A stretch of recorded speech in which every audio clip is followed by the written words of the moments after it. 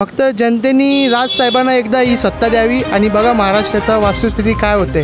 सगळ्यांना एक संधी दिलेली आहे, फक्त एक राजसाहेबांना एक संधी द्यावा ही सर्व जनतेची आव्हान आहेत आणि आमचे देखील आव्हान आहेत। जय हिंद, जय महाराष्ट्र। आम्ही कोळ्यांनी सगळ्यांना आधार दिला, आम्ही सगळ्यांना मदत केली, सगळ्यांना आसरा दिला, सगळ्या जातींना मुंबई दिली, पण आम्हा लोकाला बाजूला करून इतरांना मुंबईचा फायदा झाला। काही नाही, A+ सोडा, आम्ही मायनसमध्ये चाललेलो आहे हे अजून त्यांनाही कळलेलं नाही। कळतंय तरी पण ते डोळे झाकून आमच्याकडे दुर्लक्ष करतायत। मग आदित्य ठाकरेंनी तुमची कामं केली? काय नाही केली। आदित्य ठाकरे यावेळी निवडणुका जिंकणार, पण एवढं आहे की कार्यकर्त्यांना जोर लावायला लागेल, कारण मेन का निशाणीवर आम्ही मार खाणार। निशाणी धनुष्यबाण त्यांच्या बाजूने आहे आणि आमचा मशाल चिन्ह आहे। मशाल चिन्हावर जे जाणकार आहेत तेच देतील। निवडणूक फंडा आहे की काय असा प्रश्न निर्माण होतो आणि ह्यामुळे ही लोकांची एक फसवणूक आहे। एका बाजूने महिलांना म्हणजे लाडक्या बहिणीच्या खिशामध्ये 1,500 टाकायचे आणि महागाई एवढी वाढलेली आहे की ती एका बाजूने काढून घ्यायचे, असं या सरकारचं धोरण चालू आहे। बाळासाहेब ठाकरे हे महाराष्ट्राचे दैवत आहे आणि त्यांचे नातू हे काय मला असं वाटत नाही की म्हणजे बाहेरचा असू शकतो। हा महाराष्ट्र हा बाळासाहेबांचा आहे आणि बाळासाहेबांचे नातू हाच एक समीकरण म्हणून हा महाराष्ट्रामध्ये हा पूर्ण महाराष्ट्र त्यांचा आहे।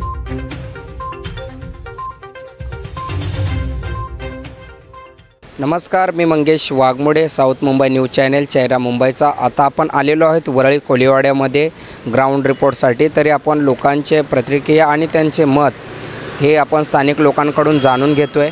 विधानसभेमध्ये कोणाची चर्चा आहे, कोणाची हवा आहे असं तुम्हाला वाटतं? सध्या तरी उबाटाचीच चर्चा जास्त आहे, कामं पण जास्त आहेत।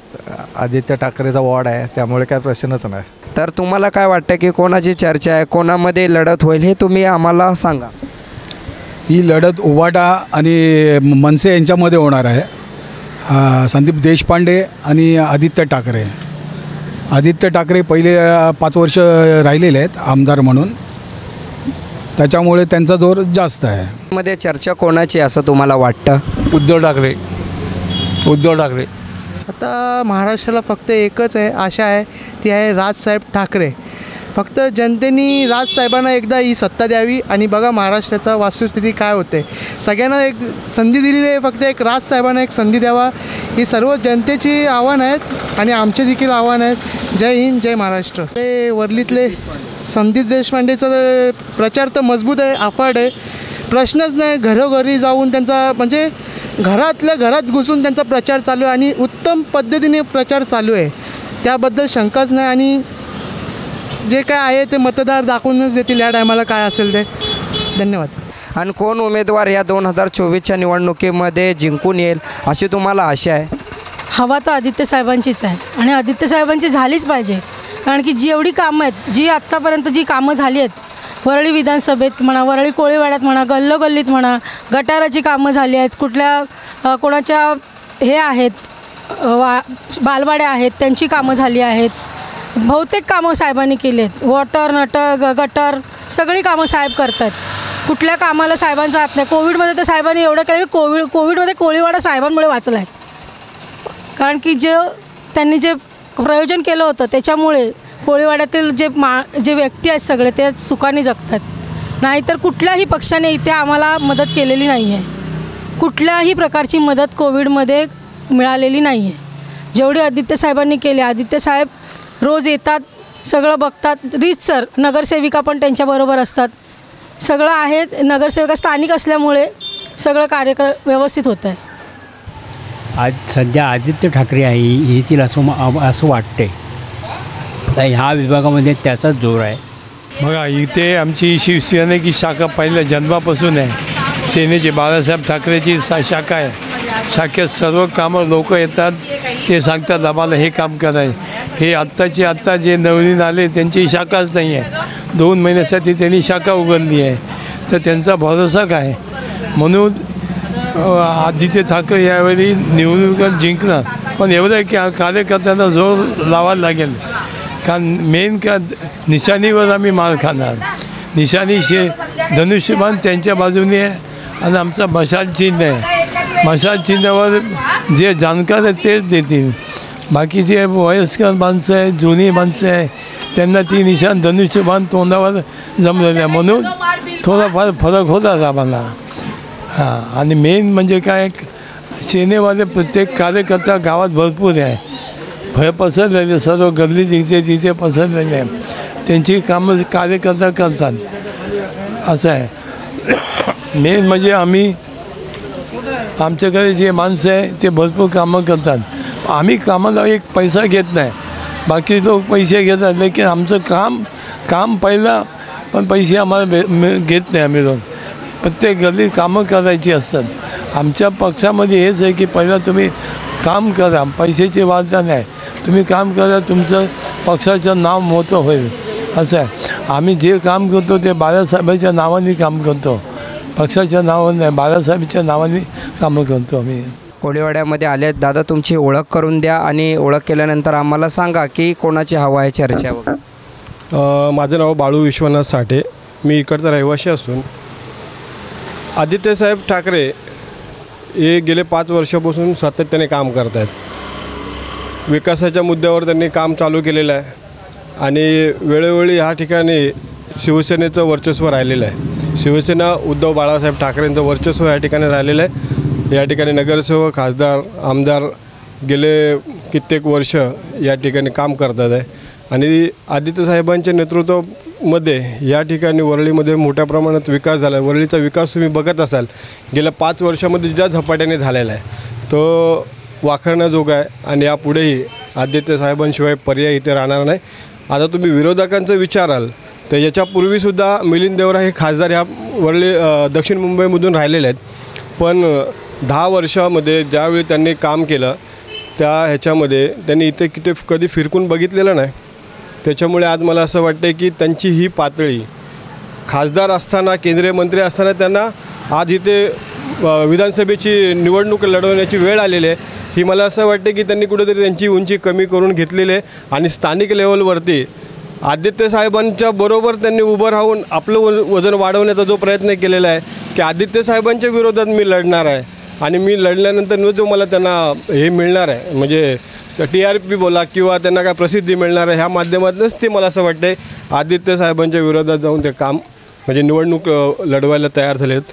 तर मला असं वाटतं केंद्रीय मंत्री राहिल्यानंतर ह्या वरळी विधानसभेमध्ये एवढं असं आदित्यसाहेबांच्या जवळ जाऊन किंवा त्यांच्या नावाचा किंवा चर्चेमध्ये आपण यावं ह्या उद्देशानेच मला असं वाटतं की विरोधक खंबीरपणे म्हणजे ह्या निवडणुकीमध्ये म्हणजे घाट घातलेला आहे त्यांनी. नाही तर आदित्यसाहेबांशिवाय ह्या ठिकाणी कुठलाही पर्याय नाही आणि इथे आदित्यसाहेबांशिवाय आणि मशालीशिवाय कोणी येणार नाही, कारण की सातत्याने या ठिकाणी शिवसेनेचं मोठ्या प्रमाणात काम राहिलेलं आहे. तसं म्हटलं तर तुम्ही नगरसेविका हेमांगी वर्लीकर असतील, त्या ठिकाणी सचिन आहेर असतील, यापूर्वी या ठिकाणचं मंत्रिपद म्हणजे गृहनिर्माण पद ह्या ठिकाणी भूषवलेलं आहे. त्यानंतर तिकडचे असतील या वरळी विधानसभेमध्ये सर्व नगरसेवक असतील, शिवसेनेचे नगरसेवक आहेत. त्यानंतर सुनील शिंदेसाहेब पण ह्या ठिकाणी आमदार राहिलेले आहेत. त्याच्यामुळे हा जो आज आपण वातावरण बघत आहेत हा कुठे ना कुठे लोकांची दिशाभूल करण्याचा वातावरण आहे. म्हणून मला असं वाटतं की आदित्यसाहेबांशिवाय दुसरा पर्याय ह्या वरळीमध्ये मिळू शकणार नाही, हे मी तुम्हाला ठाम सांगू शकतो. नाही, तुम्ही बोलल्याप्रमाणे ठीक आहे, आदित्यसाहेबांसारखा पर्याय भेटणार नाही हे तुम्ही बोललात, बरोबर, हे तुमचं मत तुम्ही सांगितलं. पण तुम्हाला वाटत नाही की कार्यकर्ता देखील आमदार व्हावा? नाही, कार्यकर्ता आमदार व्हावा तर कार्यकर्ता कुठल्या बेसवरती होणार आहे? वरळीमध्ये तो चेहराच नाही. वरळीचा ज्या पद्धतीने उच्चभू ह्या ठिकाणी म्हणजे वस्ती आहेत त्या ठिकाणी ह्या विभागातले जे काय प्रश्न आहे हे आदित्यसाहेबांशिवाय किंवा ज्या व शिवसेनेला ज्या ज्ञात आहेत त्या दुसरं सोडवणं अशक्य आहे, दुसऱ्याकडनं सोडवणं अशक्य आहे. त्याच्यामुळे तुम्हाला हा आदित्य ठाकरे मशाल हाच एक पर्याय आहे. असं वाटत नव्हतं की स्थानिक आमदार देखील पाहिजे होता? जसे की आता नगरसेविका आहेत हेमांगी वर्ळीकर आहेत, ते स्थानिक आहेत, त्यांना तुमचे तळागाळातले प्रश्न माहिती आहेत. मग तुम्हाला असं वाटत नाही की आमदार देखील एक स्थानिक आमदार पाहिजे होता? नाही, स्थानिक आहे. मी तुम्हाला सांगेन की बाळासाहेब ठाकरे हे महाराष्ट्राचे दैवत आहे आणि त्यांचे नातू हे काय मला असं वाटत नाही की म्हणजे बाहेरचा असू शकतो.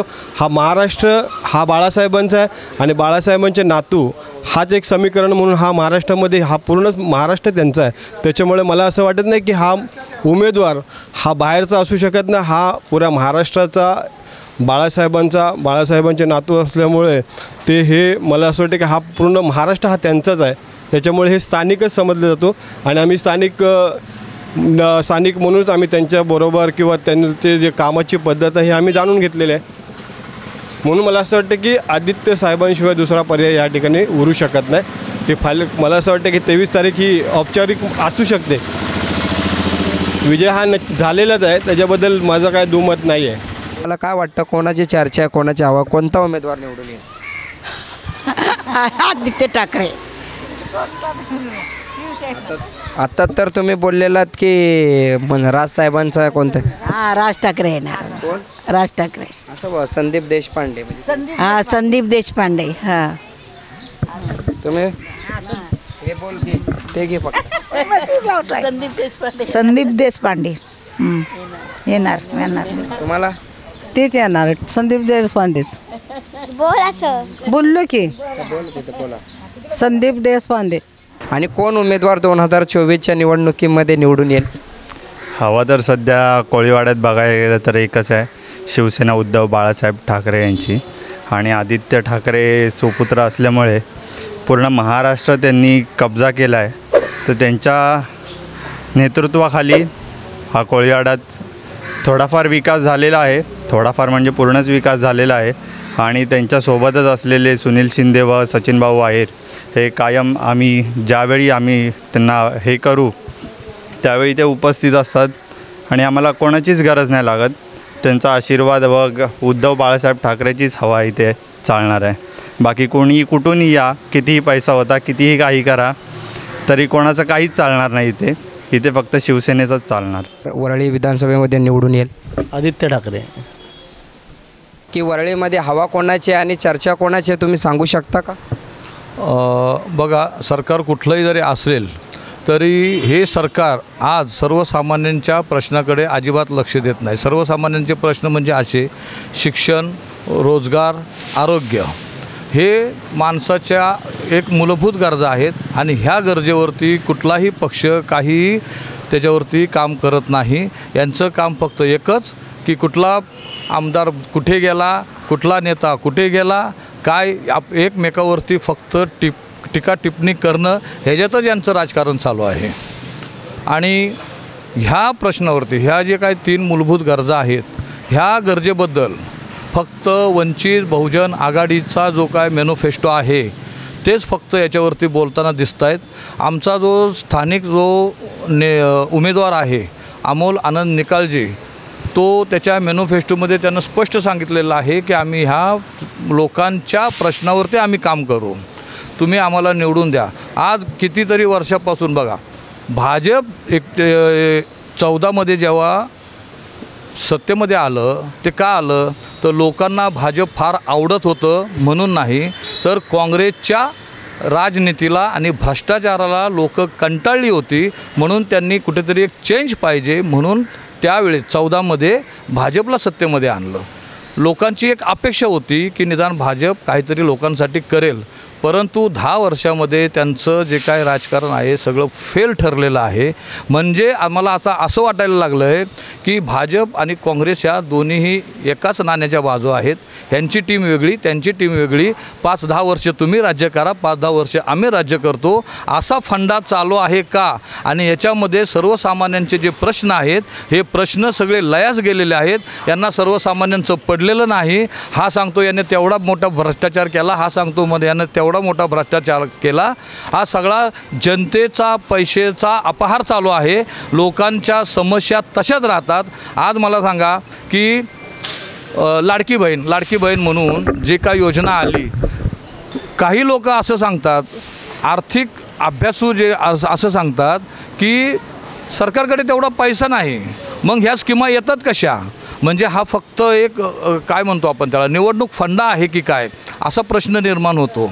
आणि ह्यामुळे ही लोकांची एक फसवणूक आहे. एका बाजूने महिलांना म्हणजे लाडक्या बहिणीच्या खिशामध्ये 1,500 टाकायचे आणि महागाई एवढी वाढलेली आहे की ती एका बाजूने काढून घ्यायचे, असं या सरकारचं धोरण चालू आहे. आणि म्हणून आमचा आता ह्या भाजप असेल काँग्रेस असेल त्यांचे जे काही चमू आहेत यांचा कोणावरतीच आता विश्वास राहिलेला नाही. कारण हे फक्त आळीपाळीनं सरकार चालवणार आणि सर्वसामान्यांचे प्रश्न तसेच ठेवणार. आणि म्हणून जसं 14मध्ये लोकांना वाटलं होतं की काँग्रेस नको, आपल्याला चेंज पाहिजे, आता आम्ही असं म्हणतो की काँग्रेसही नको आणि भाजपही नको, आता आम्हाला स्थानिक पक्ष थोडासा चेंज पाहिजे.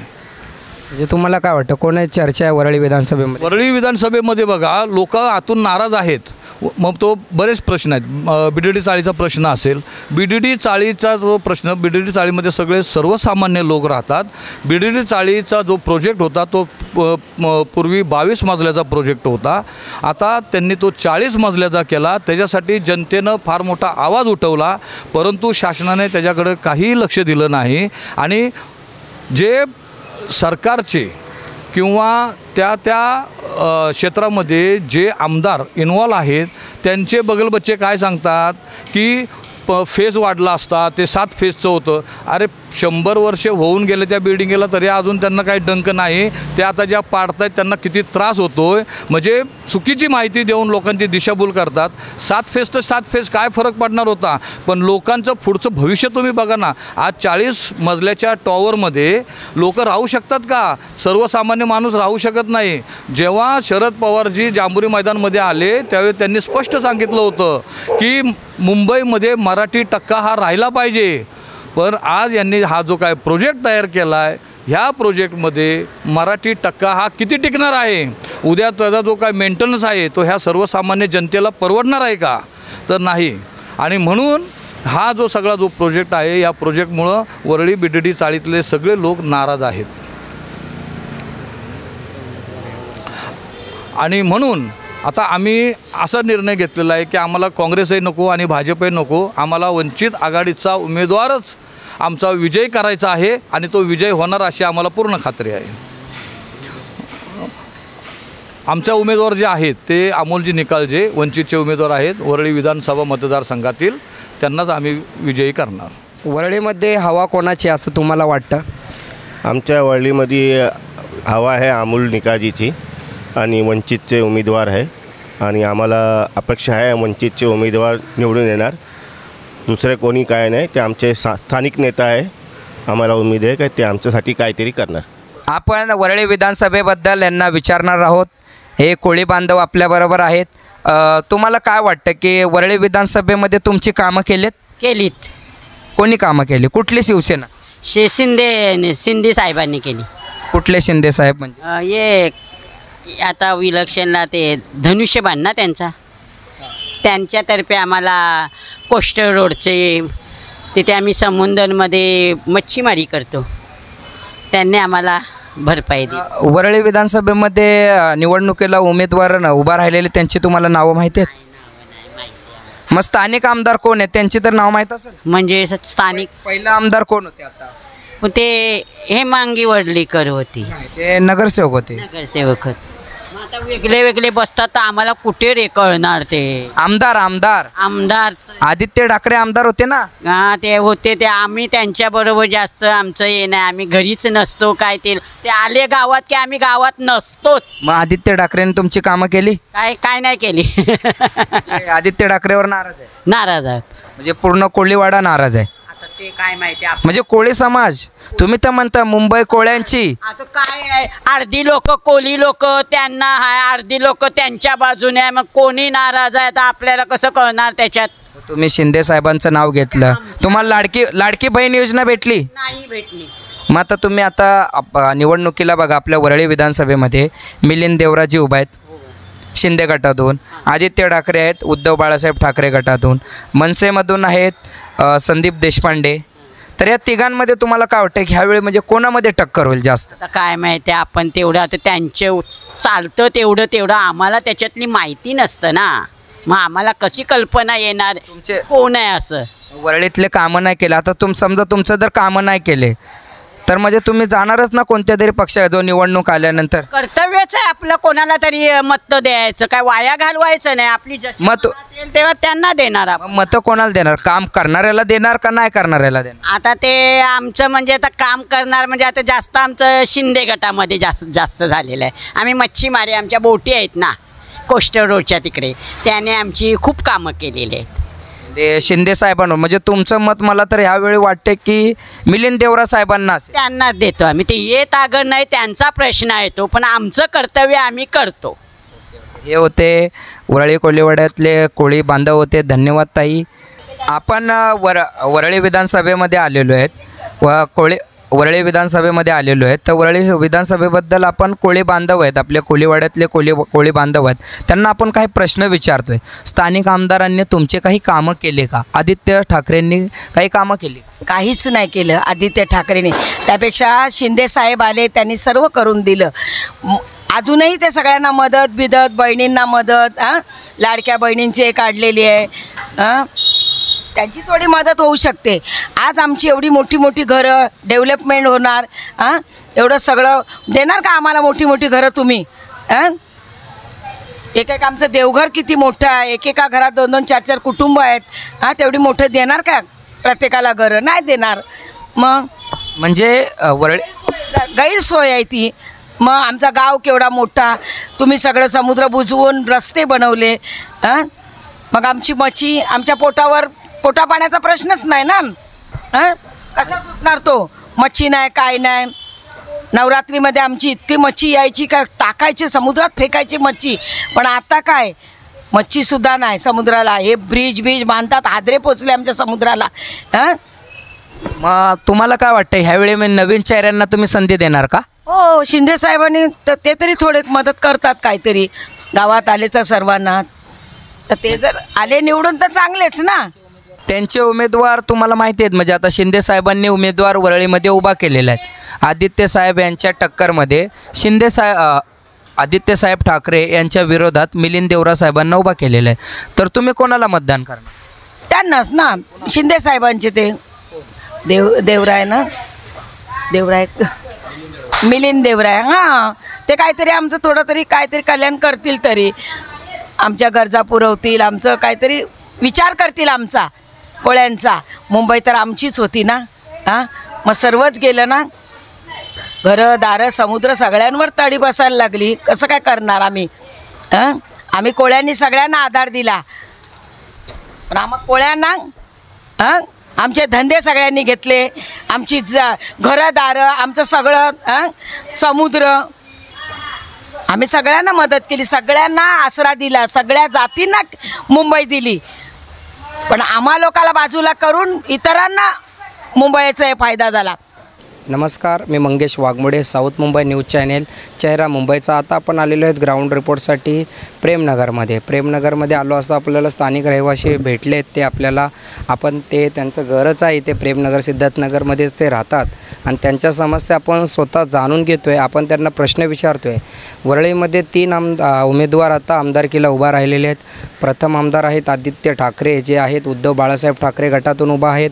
आणि दुसरे आमदार आहेत जे उमेदवार उभा आहेत आमदारकीला, मिलिंदजी देवरा, ते आहे शिवसेना गटातनं, म्हणजे एकनाथसाहेब शिंदे यांनी केलेले उमेदवार आहेत. आणि तिसरे उमेदवार जे आहेत ते आहेत महाराष्ट्र नवनिर्माण सेनेचे संदीप देशपांडे. आणि बाकी अजून 7 उमेदवार आहेत, अपक्ष उभा आहेत, एम पार्टी आहेत. अशा बहुतेक पार्ट्या आहेत ज्या अपक्ष उभं. तर मला तुम्हाला एक प्रश्न विचारायचा की प्रेमनगरच्या बद्दल आमदारबद्दल तुम्ही काय समस्या आहेत का? तुमच्या काय समस्या असतील तर आमच्यापर्यंत मांडू शकता. नमस्ते सर, मी सतीश ननावरे, इकडचा रहिवासी आहे. गेल्या 34 वर्ष झाले मी इथेच राहतो आहे. 34 ते 35 वर्ष झाले. आणि इथे बघायला गेलं तर असं खूप सरकार आलं आणि गेले, पण आमची अवस्था ही आहे तीच आहे. म्हणजे ज्या ग्राउंडमध्ये आम्ही राहतो आहे ते अजूनपर्यंत मी 35 वर्षाचा झालो, पण आत्तापर्यंत आम्ही त्याच माहोलमध्ये वावरतो आहे. आणि आमच्या जीवावरती जे आमदार, खासदार, नगरसेवक झाले, आज ते मोठ्या मोठ्या टावरमध्ये राहत आहेत.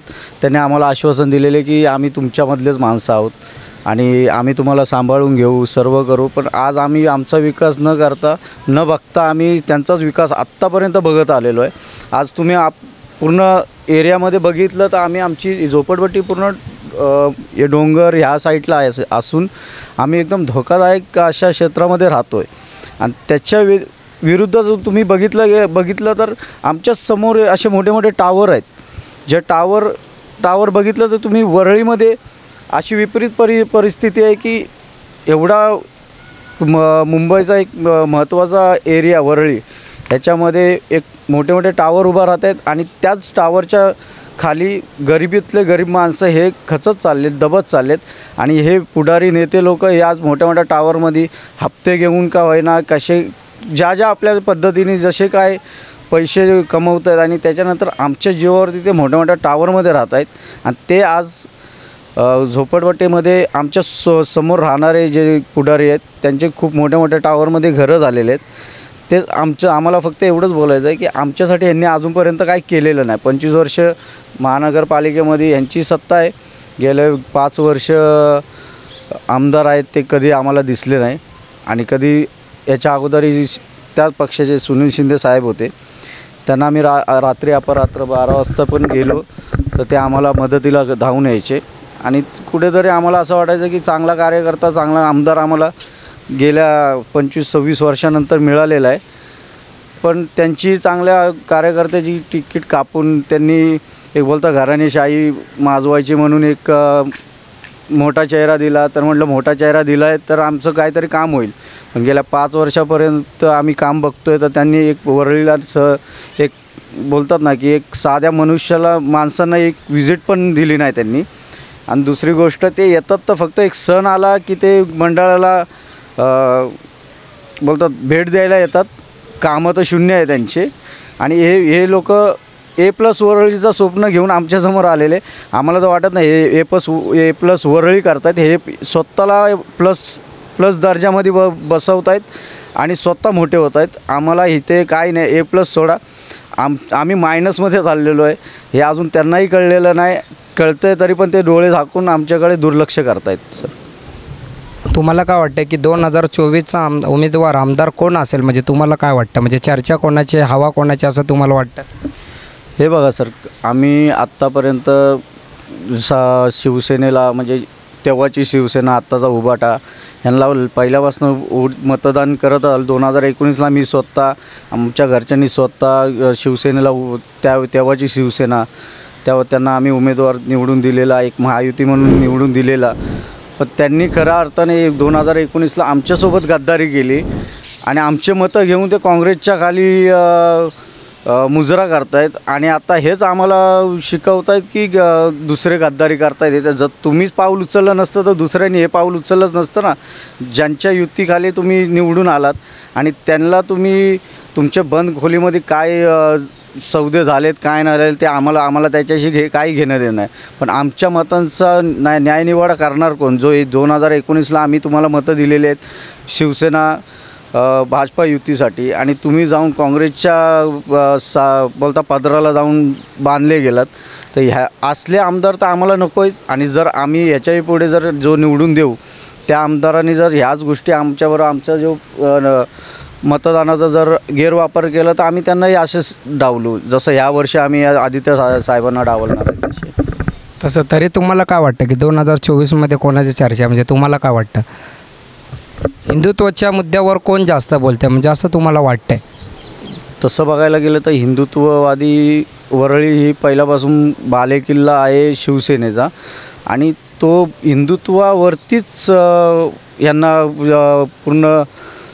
यांना सत्तेमध्ये आणलेलं आहे. हे हिंदुत्वाच्या नावावरच सत्तेवर आलेले आहे. आज ह्यांचे फतवे निघतात मस्जिदीमधनं. तर हे यांच्या अंगामध्ये किती हिंदुत्व हे आज आम्हाला कळलेलं आहे. हे आज उभाटा म्हणून आहे जे स्वतःला हिंदुत्ववादी सांगतायत, पण ह्यांचे फतवे एक मस्जिदमधनं निघत आहेत. आज जर बाळासाहेब जर असते तर त्यांना स्वतः लाज वाटली असं की माझा मुलगा हा मंदिरातनं आदेश न काढता मस्जिदीमधनं फतवे काढतो आहे. तर हीच गोष्ट माझे वडील एक कट्टर शिवसैनिक, त्यांना बघूनच शिवसैनिक झालेलो आहे. पण आज कुठेतरी मला तो पक्ष बघितल्यावर मला स्वतः खंत वाटते की खरंच बाळासाहेब असते तर ह्या गोष्टी सगळ्या घडल्या असत्या का.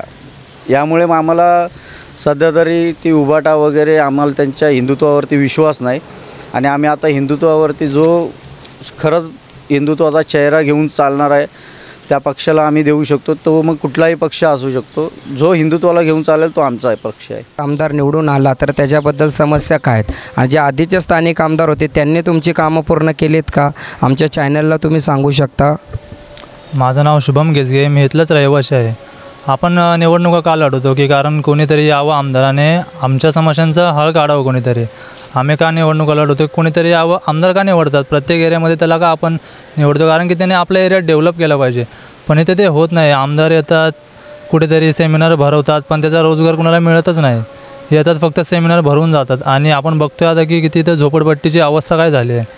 आपण बघतोय आता ते किती म्हणजे काय काहींना घरात राहायलासुद्धा जागा नाही आहे, अशा आपण अवस्था बघतोय.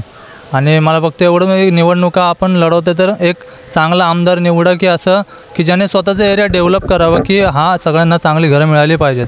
आता तो आपण बघतोय की देश किती पुढं चालला आहे, किती देश पुढं चालले आहेत, पण आपला एक छोटासा देश बोलतो आपण त्याला, तो आपण अजून जास्त विकसित नाही होऊ शकत आहे. तर माझं फक्त एवढंच म्हणणं आहे की चांगला आमदार यावा की ज्याने खरंच चांगलं काम करावं. फक्त पैसे घेऊन कामं नाही करणार असं नाही झालं पाहिजे कधीच. तरी तुम्हाला काय वाटतं की यावेळी 2024चा कोणाची चर्चा आहे, म्हणजे कोणत्या उमेदवाराची चर्चा जास्त तुम्हाला तुमच्या कानावर ऐकायला येते, किंवा तुम्हाला काय वाटतं कोणत्या आमदाराची किंवा उमेदवाराची चर्चा? आता आमचे जे सतीश दादा ते बोलले ते सगळं खरं आहे. कारण की आता आमदार कोणी पण होते, पण आमदार जो आला पाहिजे की त्यांनी बाई खरंच समस्या दूर केल्या पाहिजेत गरीब लोकांच्या. गरीब काय बोलतो आपण निवडणूक म्हणजे मतं का देतो की बाई कोणीतरी यावं आणि आपल्या समस्या दूर करावे. आता आपण बोलतो की आपण हिंदू बोलतो, पण कोणीतरी यावं की खरंच बाबा तो हिंदू असेल आणि त्याला माहीत असेल की बाबा की गरिबी काय असते. तर फक्त एवढंच बोलायचं की कोणता पण आमदार होते, पण असं यावं की ज्यांनी खरंच समस्या सगळ्या दूर केल्या पाहिजेत गरीब लोकांच्या. म्हणजे 2019चे आमदार जे आदित्यसाहेब ठाकरे होते त्यांच्यावर ही युवा पिढी नाराज आहे. त्यातून त्यांनी सिद्ध केले, नाव न घेता खडेचोड म्हणजे आदित्यसाहेब ठाकरेंवर निशाणा त्यांनी साधलेला आहे. युवा पिढीला रोजगार पाहिजे होता, सेमिनार भरवले, पण त्या सेमिनारमधून रोजगार उपलब्ध झाला नाही, ह्या युवा पिढीचं सांगणं आहे. म्हणून हा मेसेज आदित्यसाहेबांपर्यंत जावा आणि युवा पिढीला रोजगार लवकरात लवकर आणावा हेच मी सांगेल. आणि camera person Ayush Lokare sir, मी Mangesh Waghmode, south Mumbai news channel, चेहरा मुंबईचा. साऊथ मुंबई विभागातील घडामोडी जाणून घेण्यासाठी साऊथ मुंबई न्यूज चॅनलला लाईक, फॉलो, शेअर आणि सबस्क्राईब करा आणि बेल आयकॉनवर क्लिक करून ऑल करायला विसरू नका.